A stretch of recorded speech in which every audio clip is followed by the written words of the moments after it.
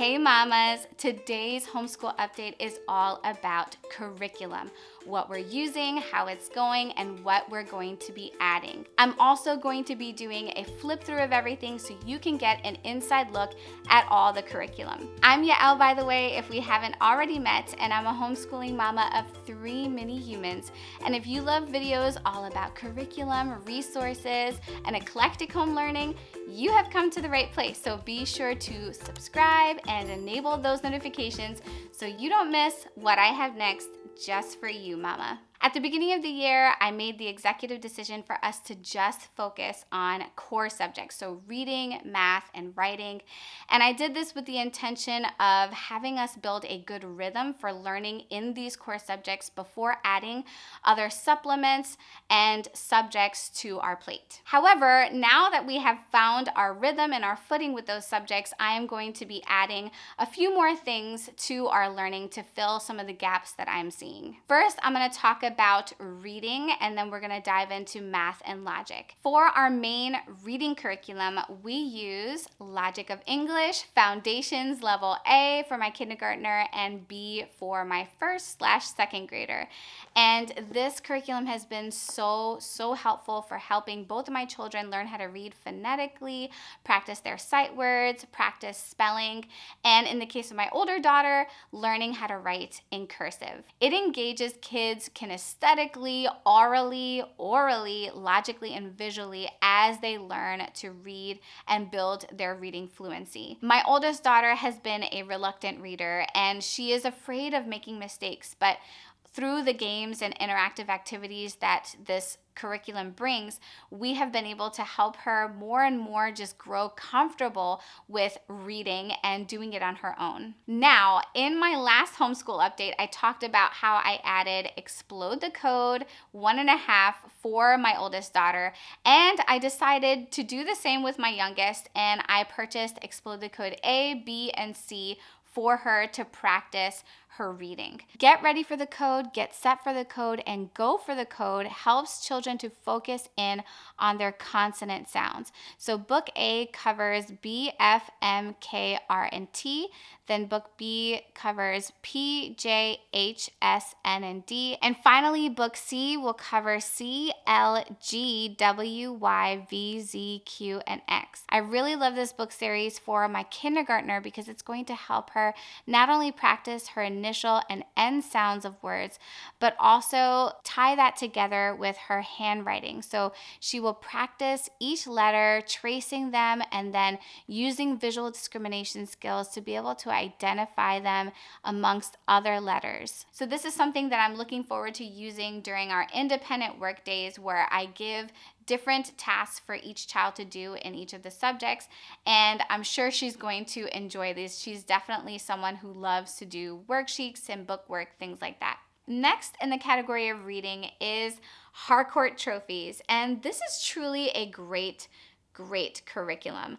I'm kind of sad that we stopped doing it last year, but what I was realizing about specifically the readings is that it became a little too challenging for my daughter at the time. I think the pacing was just a little too quick for her. Despite that, I think my daughter is ready for it now, and this is truly a great language arts curriculum. While I'm not going to be using it to its full extent because honestly I don't have the teacher's guide, and what I was looking for was a little too expensive for my current homeschool budget, but I'm going to be using what I have already purchased, and we're going to be reading and diving into the stories again and exploring all the different poems and different activities in here so that we can really have a better breadth of not just reading curriculum, but also language arts practice. Last in the category of reading is alphaphonics. And this is something that I did do last year with my first grader, but we kind of fell away from it gradually. The reason why I'm picking it up now is to really help my daughter build her reading fluency. What I do is I sit down with her, and as she's reading the words, I have her completely blend the words so she can build her fluency. So for instance, instead of chopping up the sounds in the word cat like k, a, t, I encourage her to read it as one complete blend.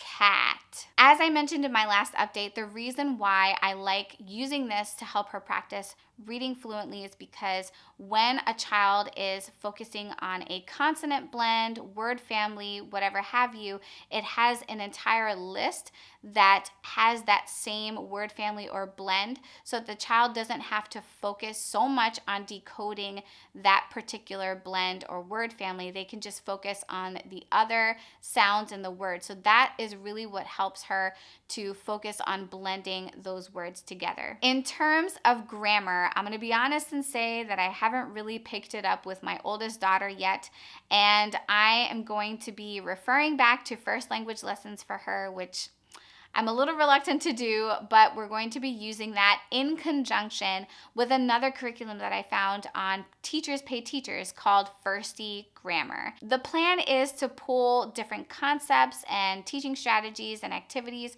from each of these curriculum and create a very hands-on approach to learning grammar and parts of speech.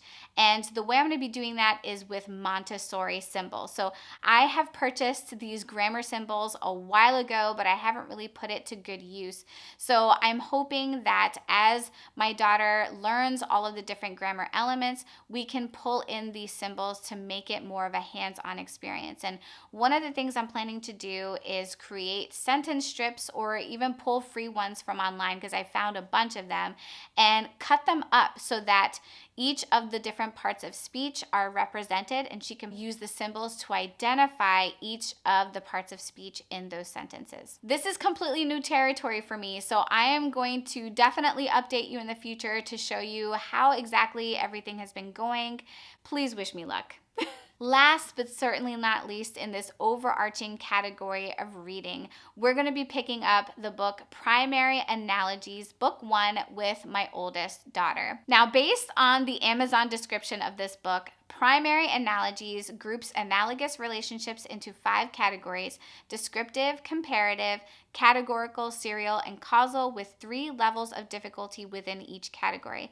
As children solve and create analogies, students actively process information, making important connections, use information and skills to identify relationships, construct relationships, and generate new knowledge, and improve understanding and long-term memory. We are going to be picking up right where we left off in this book, and I'm doing that because I see its value for my oldest daughter to be able to recognize different relationships and connections and nuances within a written text. Now let us turn our attention to math and logic. For both of my children, our main math curriculum has been Singapore Dimensions Math, and thank God this has been fantastic for us from the get. My youngest daughter, who is in kindergarten, uses level KA and KB, and then my oldest daughter is working her way out of level 1B and soon going into 2A and 2B. The scope and sequence of this curriculum is logical and very well paced for both of my children. And although this curriculum does not come with manipulative resources, though there are many that I have been able to download, print, and laminate for free from their website. So that has been really, really helpful. The next curriculum, which is a logic-based curriculum, is called Building Thinking Skills. And again, this is one of those things that I had originally picked up for my then first grader, but it just kind of slowly faded away from our everyday learning, and she wasn't really feeling it at the time. We're going to be specifically using this for my kindergartner. Once again, according to the Amazon description, Building Thinking Skills provides highly effective verbal and nonverbal reasoning activities to improve your children's vocabulary, reading, writing, math, logic, and figural spatial skills, as well as their visual and auditory processing. Children learn to analyze relationships between objects, between words, and between objects and words as they observe, recognize, and describe characteristics, distinguish similarities and differences, identify and complete sequences, classifications, and analogies. The scope and sequence of this curriculum is very well laid out and logical, and what I like is that each chapter begins with exactly the concepts that the child will learn in exactly the order they will learn them. I'm picking it up to have my kindergartner practice those attributes and comparisons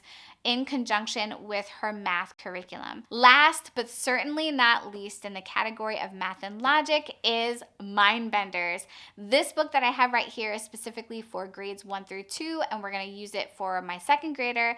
And then I have levels pre-K through K for my kindergartner. This is a book full of logic puzzles that relies on a child's deductive reasoning to figure out the answers. What I've done in the past with my oldest daughter when we were first doing these puzzles is we sit together, I read the clues to her, and then based on what she sees in the chart and what she hears in the clues, she figures out the solution to the puzzle. Now that my oldest daughter is a little bit more comfortable with reading on her own, I'm gonna have her do these puzzles independently, and then I'll do the puzzles together with my kindergartner. Finally, the very last category that I'm going to talk about is handwriting. We are going to be specifically picking up where we left off with handwriting without tears. My oldest daughter's handwriting has become sloppier and sloppier as the months go on. Logic of English does have my daughter practice her cursive handwriting.